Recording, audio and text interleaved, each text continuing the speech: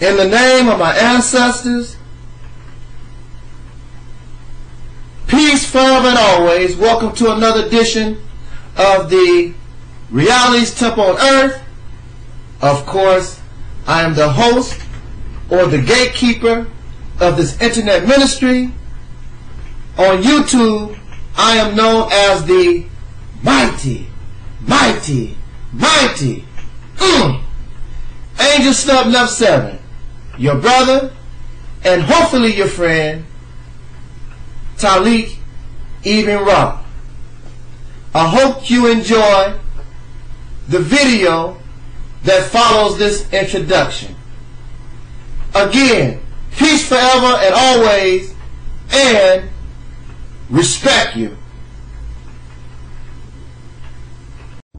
Man, you people that run YouTube are really not fair. I mean, you want to remove my videos just because some fucking idiot decides to flag it. But, see, here's the thing that I've noticed about you guys.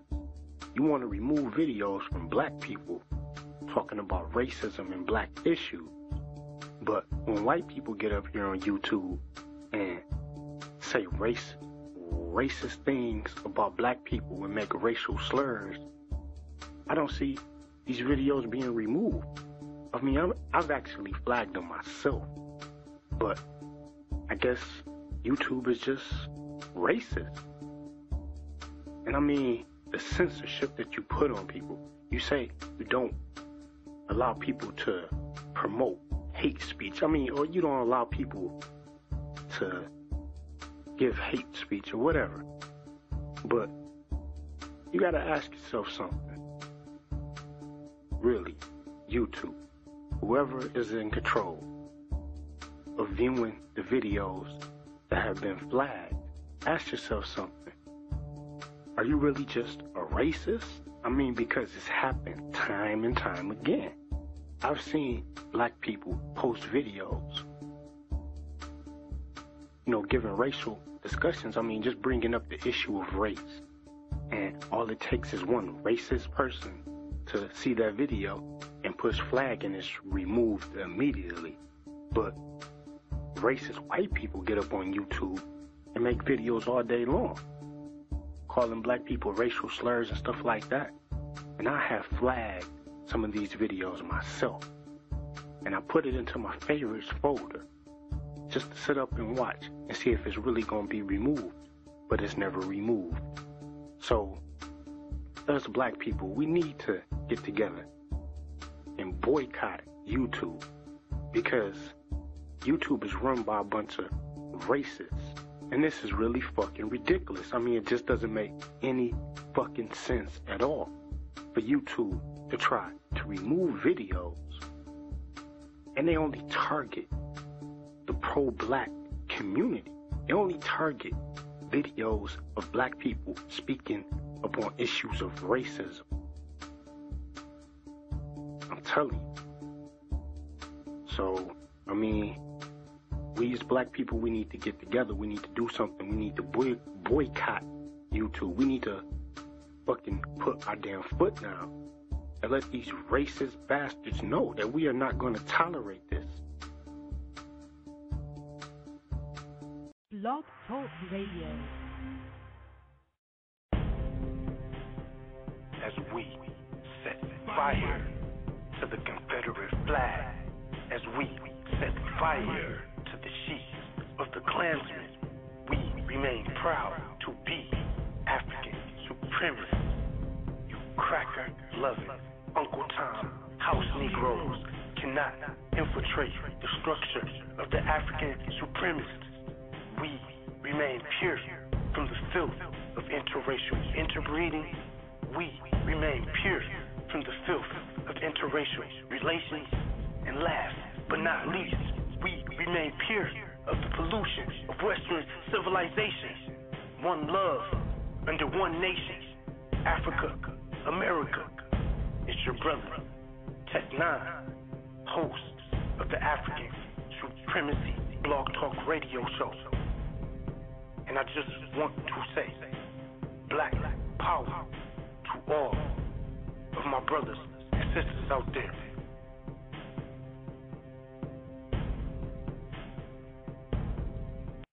Hey YouTube, what's happening? What's up? What's going on? Anyways, I want to go ahead and direct this video to all of the cop supporters out there who like to say that, you know, you can't judge all cops for the actions of a few. I just want to preface this by saying that in my almost 30 years of living, I'm 28 now, one thing I can say just from empirical observation is this: at the end of the day, every single occupation out here attracts a certain type of person. Now, if you want to talk about the entertainment industry, for instance, the entertainment industry has a tendency to attract very creative-minded, right-brain people, right-brain individuals.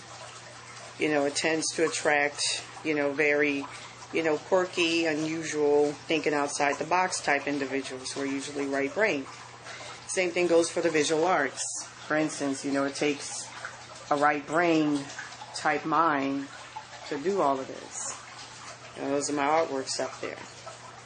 You know, same thing with the engineering industry. It takes a certain type of person to want to do that. You know, you have to have a legitimate, real passion and interest, you know, to want to work with computers and to want to deal with robotic type stuff all day long. You know, for instance, the type of people it draws are people who are left brain. You know, very left brain, mechanical thinking individuals who are analytical, who are like 1 + 2 = 3, and that's it, and that's all, that's the end of it. And that's the type of people that industry tends to attract, not abstract-minded thinkers like myself who, you know, for me, if you tell me 2 + 3 = 5, I'll be like, I don't understand why.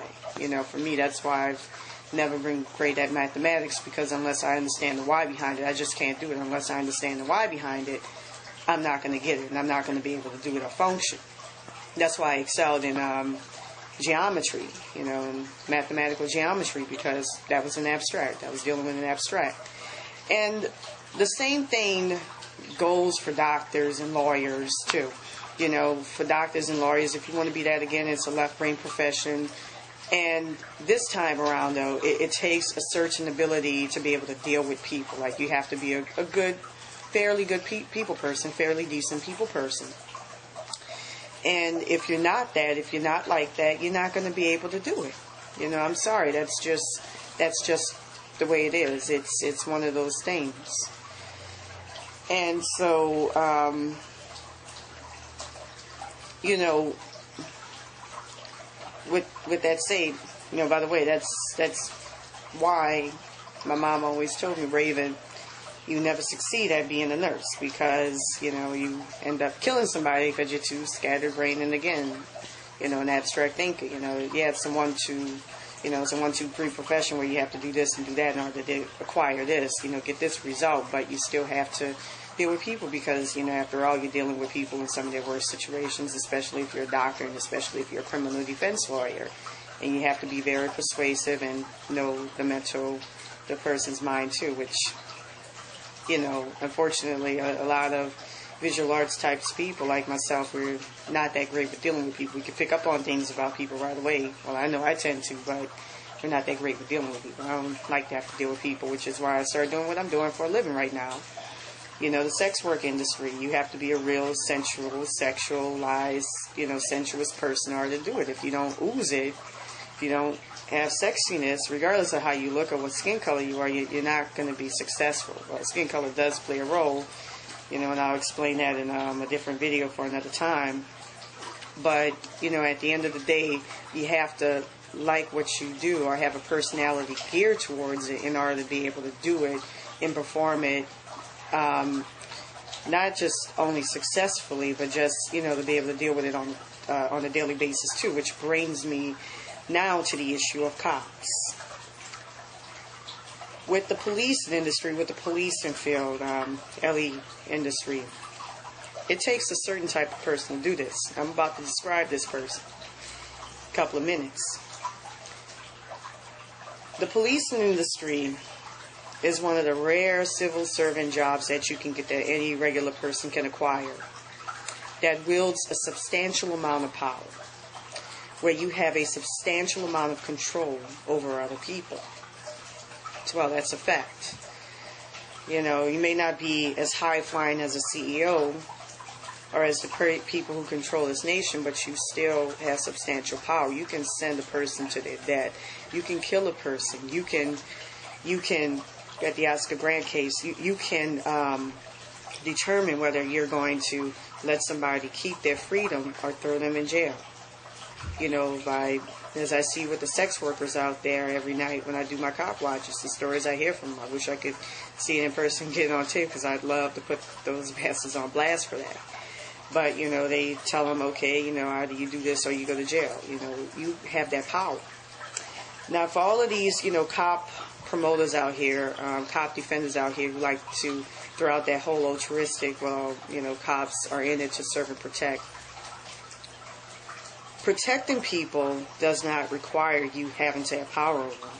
As a matter of fact, the opposite is true. Most people who want to truly serve, like take, for instance, if this man ever existed, Jesus Christ. Most people who want to serve don't want any power at all over another human being. So a lot of those types of people, they see power, you know, as being a control thing. It's a hierarchical thing, you know, like I'm better than you. I got this power over you, you know. So, in essence, the type of people that police intends to attract are people who love to intimidate, who love to instill fear in people. Because those who want to sincerely serve, you know, you want to help somebody. Like, you know, you want to help out a homeless person or help a sex worker who's the victim of a pimp, get out of it, get away from him, that is. I don't see any of them doing that. I don't see them doing any of those things. You know, instead, a lot of them have this mindset, this mentality that this person's a scumbag. This person's not human to me because they're working outside the confines of this law. Now, I have a problem when people marry law with justice. Justice is a different thing, a different creature from law. Law has no conscience. Law is just a set of rules and words thrown on a piece of paper, a book. Whereas on the other hand, justice is about ensuring that nobody does something against another person's will, which is the ultimate act of crime, the act of violating another person. I don't see these cops implementing any justice out there whatsoever. They don't care about the people. As a matter of fact, from my experiences, I find that they tend to do a lot of the same things that criminals do. Which brings me to my assessment of them, that a lot of them are nothing more than criminals who wanted to get on with that police department, not only because of the amount of power that they'll get and that they'll have, and the control that they can get off of having on other people, but because they want to be able to get away with the same crimes that they arrest people for. And that's what that's about, and that's what it is. And people who serve, by the way, are people who do it selflessly. When I help people, I don't expect anything in return. I don't want anything in return. And it's not because I want to get to heaven. I don't believe in it. You know, if it does exist, it's great. If it doesn't, great. But I do it out the kindness of my heart, and I don't want to feel like I have any power over that person, because I feel like I think I'm better than that person. I don't want to feel like that. I don't want to feel like I'm over you. You know, I as a matter of fact, sometimes I'll feel ashamed, even if I do get one selfish thought about it when I help someone. Cops don't think that way. Cops aren't doing that, because think about it. If cops were really serious, if they were passionate about the concept of justice, they'd go down to Mexico where they have no power and serve those people. And get rid of, you know, the where it's most dangerous, get rid of the craziness that's going on down there that's making it safe for, the kids, for the people not to be able to enjoy themselves and have a good time. But the cops ain't doing that. Why? Because it's not about that. The cops get into it. They get involved in police work for the power. And let me tell you the mental dynamics from where a lot of these cops come from. Now, as y'all all know, I come from a family of cops. My father was a cop. My uncle was a cop. You know, actually, he was a corrections officer, and I have a half-brother who was a cop. Now, I can tell you a lot about my daddy. Now, without going into it, my dad was the victim of abuse. Now, they always accuse the sex workers like me of being the victims of abuse. Nah, baby. He was the victim of abuse when he was growing up. I can't tell you too much, but all I can say is he bounced from home to home. I looked at my grandfather, I looked at my grandmother. Unless my grandmother, he kind of didn't look like either. I mean, very, very dark skin, but, you know, genes, phenotypes work very, very differently. They work in strange, miraculous ways. He's a beautiful, reddish, black color now, but the man's gone through a whole lot. And I used to witness this in my very own household as well, where, you know, I'd see him. The man made a lot of money per year. And my mom pretty much ran the poor man ragged. And I remember as a little kid, you know, she controlled the man. You know, his first wife was controlling on top of that. And I used to get involved in their arguments and debates, and I'd be screaming at my mom and be like, you know. And my mom, I remember once my mom threatened me. She was like, baby, I'll throw you out on the streets if you defend him again. And, you know, he was just kind of like a shell of a man. He was a nice, gregarious man. He was, you know, he never took any serious details. They always put him on kind of like the joke patrol, so to speak, you know, where he's talking to tourists and stuff down there in New Orleans, you know, doing the whole Christmas in the Oaks thing, giving people the wrong direction, which was funny. But, anyways, you know, suffice it to say, when he walked outside, you know, when he used to drive us to school in the morning in the Crown Vic, you know, every morning, if somebody was driving slow, this is kind of like the inverse of what a lot of people expect. You know, you expect cops to pull you over for driving fast. No, he'd pull you over for driving too slow. He'd pull you over and start giving them the rant. I'm a New Orleans police officer, and then all of his dealings with people, go to a car dealership. I'm a New Orleans police officer, blah, blah, blah, blah, blah. You know, and that always came out of his mouth, and I always thought he was charming, but, you know, at the same time, my mom would get in there, and from what I felt, I don't know how true it is now, but looking at it from the lens of a child, when I was a kid, and even when I was a young adult, you know, I always felt like people took him more seriously. And she didn't walk around with a gun in the badge either. And she controlled my poor father.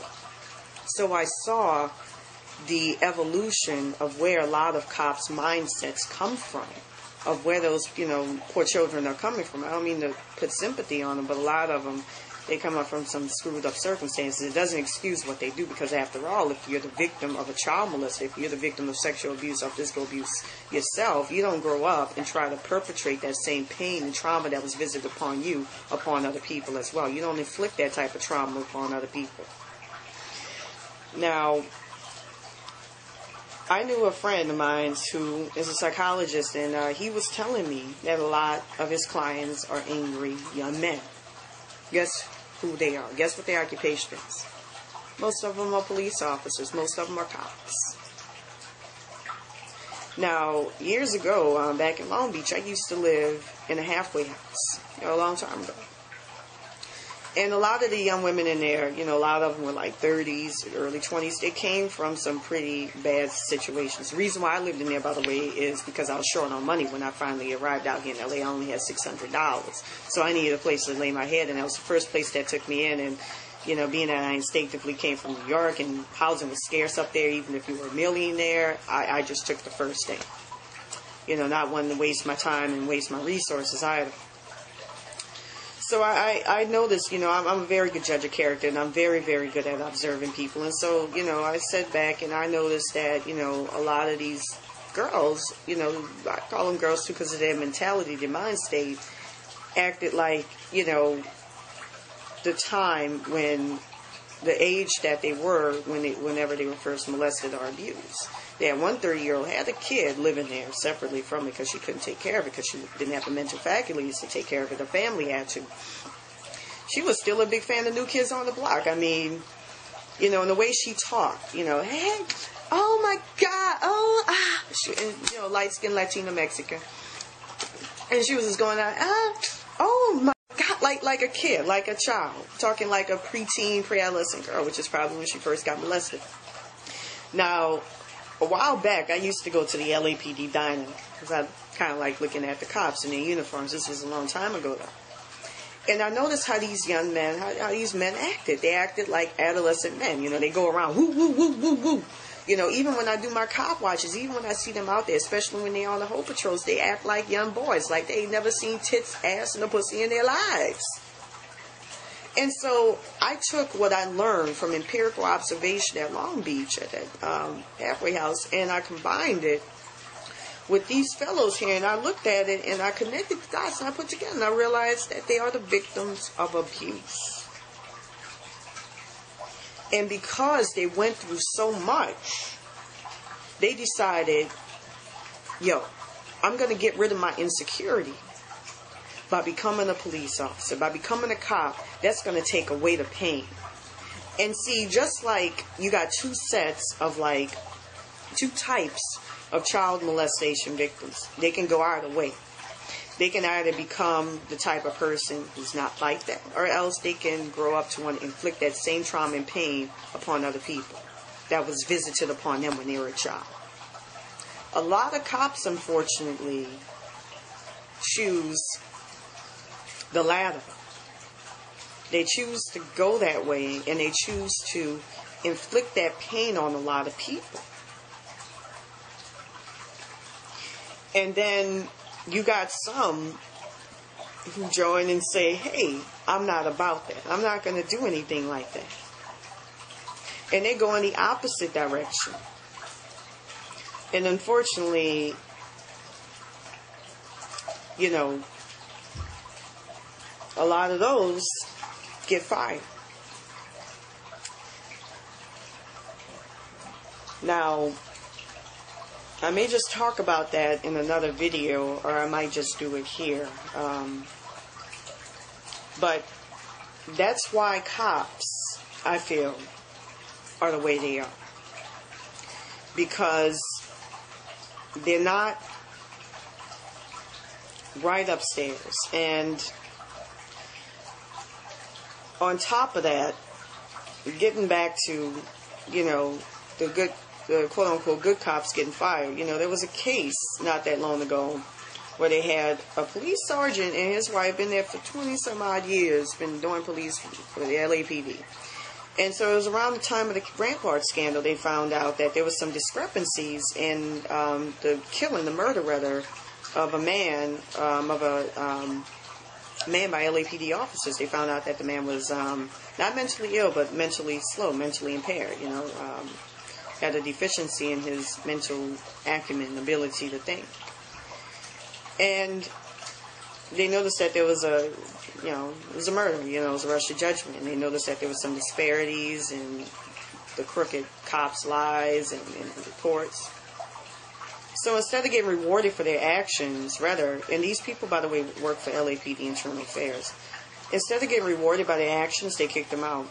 And I find that even in the most troubling of internal affairs reports, as I've filed so many, I've even gotten, you know, personal letters from Charlie Beck, you know, certified mail saying, you know, Rich, put your John Hancock on there just to let me know that you got my letter. You know, I looked into the matter myself, but I find that even the most serious of internal affairs complaints don't really get taken seriously. Why? Because they're about protecting each other. Now, why is that? Okay. Let me break it down for you like this.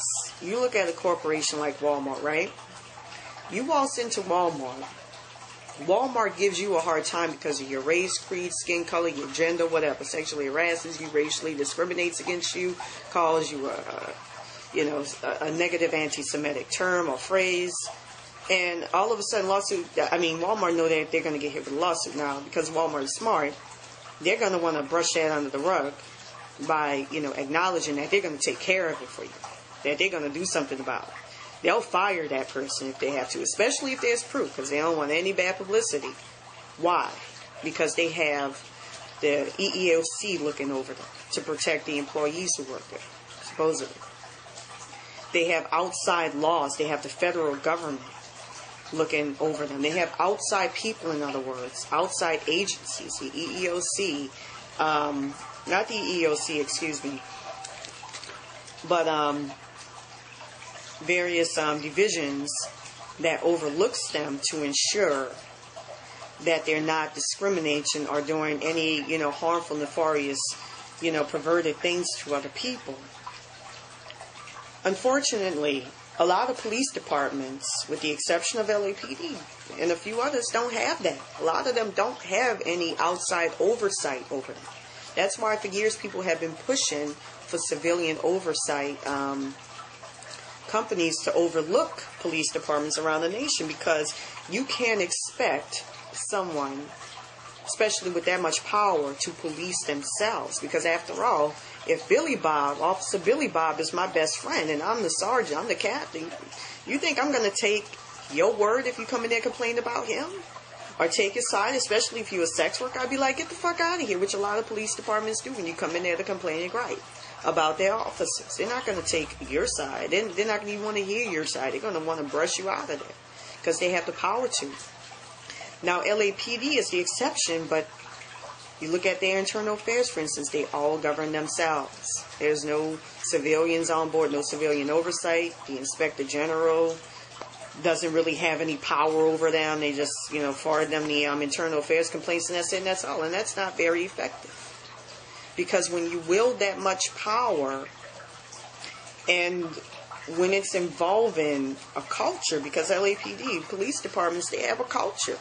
And the cultures are very, very same, because not only do they attract, as I said before, a certain type of person, but they also institute a very conformist military-like culture as well. That's why when they look at certain people, they see you as an enemy. They don't see you as a human being. They see you as a subhuman operating outside the confines of the law. It doesn't matter whether, I got a drug deal because, I got 5 kids to feed, or, hey, I'm selling my pussy on the street corner or online or whatever because, this is how I choose to make a living. I love it. I like it. I got kids. I got to take it. All of those justifications doesn't matter. They're trained to look at you in Iraq, and of course, y'all saw those pictures of them raping Iraqi women as well, the military. A lot of police officers are ex-military, and they bring that mentality on board. And police departments are paramilitary. So when you marry the military with an already paramilitary organization such as a PD, a police department, you're going to have a lot of trouble. And so that makes it, not just harder for justice to get done, if it's committed at their hands, as I've learned, being a victim of police violence and police brutality and racist, misogynist police conduct at police officers' hands. But not only will they not take you seriously, but they have an incentive to defend, dismiss you under the rug, and to not, they don't have an incentive to really want to do anything about it, because, if the Office of Inspector General, for instance, wielded a lot of power over them, they do something quick, fast, in a hurry. It doesn't matter what your complaint is about, but they don't do that. Because why? They're not held accountable for their actions, that's why. Look up Warren versus Warren in Washington, D.C. Cops didn't show up, never showed up. Women got raped, violated, they took it to court. Courts ruled cops don't have a constitutional duty to protect and defend you. So long for that whole protect and serve crap that they like to throw at you and say, oh, you can't say that all cops are the same. Just look at Serpico. Serpico was an unusual, unconventional guy in the police department, that is. He was about justice. He wasn't about the law. Man smoked weed. Baked brownies. I wish he'd give me some with weed in it. And homeboy whistleblowed. There was an LAPD officer who whistleblowed about racial discrimination going on in there. I think his last name was Ricardo, a Hispanic brother. Kicked him out. That's what they did with Serpico. They kicked Serpico out. Serpico, I think, had to go and hide him. And now he's a professor. Who has nothing to do with the police, by the way. So, basically, in essence, what I'm saying is that the law is perverted. There is no justice in the law.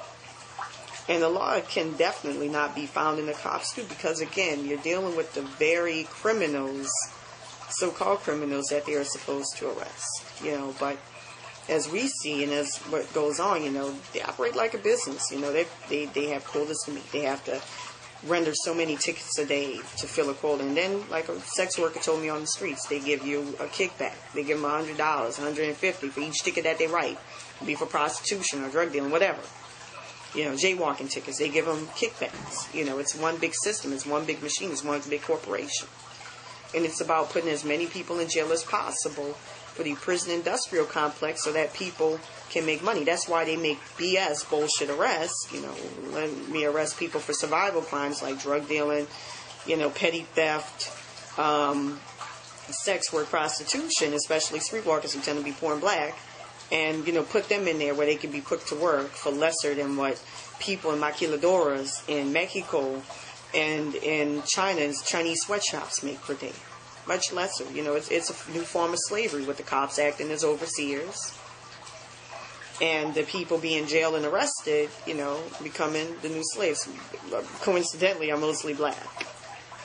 I think by a margin 54%, I think it's overwhelming, both men and women, African American men and women. But the system is a joke, and nothing's ever going to be done as long as there's no control, there's no checks and balances over the police departments, because as I say before, they don't really have any oversight over it. And you can't expect them to govern themselves because, again, they attract a certain type of people. And again, they have more of an incentive to protect their own than Serpico. Look at what happened with Serpico.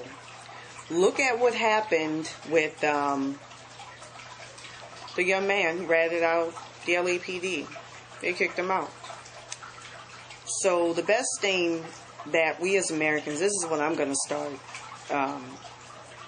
subscribing to from now on.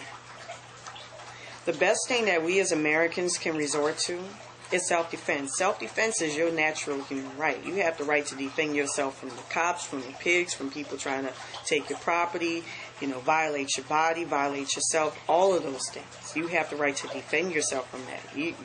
There's the Second Amendment to the Constitution that quote-unquote allows you, but you don't even need that to grant you your human right to self-preservation. The other day I had a silly young girl, about 21 years old, tell me, when I talked about violence and self-defense, she says, well, I don't like violence. Violence got nothing to do with self-defense. Self-defense is a way of preserving yourself. Now, that's why I strongly feel, that the only law, if anything, that we can rely on is the Second Amendment. Because after all, the Second Amendment grants you the right to be able to defend yourself from anybody. And that's including the cops, i.e. the government. Anyways, thank y'all so much for listening, and I bid y'all all a great day. BlogTalk Radio. As we set fire to the Confederate flag, as we set fire to the sheets of the Klansmen, we remain proud to be African supremacists. You cracker-loving Uncle Tom house Negroes cannot infiltrate the structure of the African supremacists. We remain pure from the filth of interracial interbreeding. We remain pure from the filth of interracial relations. And last but not least, we remain pure of the pollution of Western civilization. One love under one nation. Africa, America. It's your brother, Tech 9, host of the African Supremacy Blog Talk Radio Show. And I just want to say, black power to all of my brothers and sisters out there.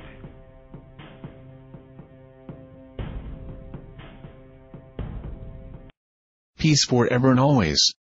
Welcome to another edition of the Reality's Temple on Earth. Your host is His Divine Masculine Brother AdMinister Taalik Ibn'rad,